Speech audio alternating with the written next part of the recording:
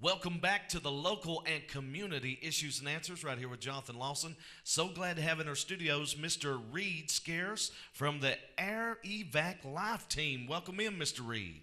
Nice to be here, Jonathan. Tell me and the viewing audience today about the Air Evac Life Team.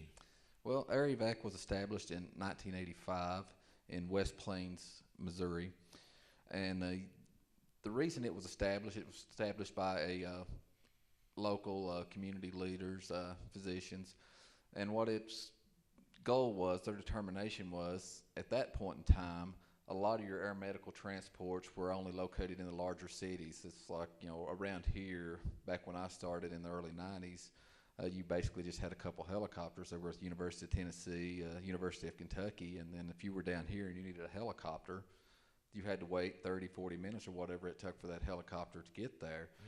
In Missouri, they saw a similar problem with that in their local community, and they got together and decided, hey, we should put helicopters out in the rural communities where the patients are at, and that way they'll have better access, and we'll get them to these major trauma centers or cardiac facilities where we can get them taken care of. That's kind of where they started off at with that goal, and now we've grown to we're the largest independently owned helicopter operating service in the United States.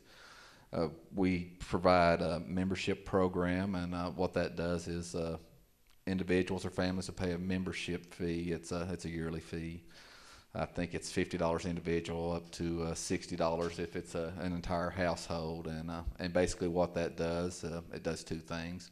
One, with the fee, it'll guarantee that you're not going to have to pay anything out of pocket as far as you're transported for a medically necessary reason on the helicopter or whatever. We will bill your insurance, and then whatever your copay would be, and it's normally quite expensive with the cost of operating helicopters and stuff. That will be rolled off as payment in full by your membership. Now, how long have you been with the Air Evac Life Team? Now, as far as Air Evac, I've been with Air Evac about 6 months now. I've been doing EMS for over 20 years, and 10 years of that I've been on the helicopter or rotor wing with another program. But me and the program director from Air Evac here in Williamsburg go way back, and he managed to recruit me over, so I've been there and helping him out, and so far real happy with it. Wonderful. Now, this is a team. You all have teamwork, and you have a lot of people focused on the same goal and working and changing lives and helping people. This is such a benefit for our communities. It really is. It's a great thing. It's like I was telling you, going back to the history a little bit, why they came up with it is to help out these rural communities, and that is Air Evac's primary focus. Most of our helicopters are located in rural communities at either airports or community hospitals, and with the goal to get patients from those rural communities to the major metropolitan areas, for here, Lexington, Knoxville, that kind of area where you can get a lot of treatment that it's not available in our local area. And the whole thing with the helicopters is it's really kind of a speed process to get you there a little faster. You can basically cut an ambulance ride in half or better, getting the patients there. And with most of your medical emergencies, your strokes, your heart attacks, and traumatic injuries, the big thing there that they look at and drastically improve patient outcomes come from getting you to those primary care facilities rapidly. With trauma, the stress within an hour of injury, it's a significant, I want to say about 80%. As far as mortality rate, and it goes down significantly every minute after that. If you can get you there within that golden hour, as they call it, it's really substantial. Wonderful. Improvement.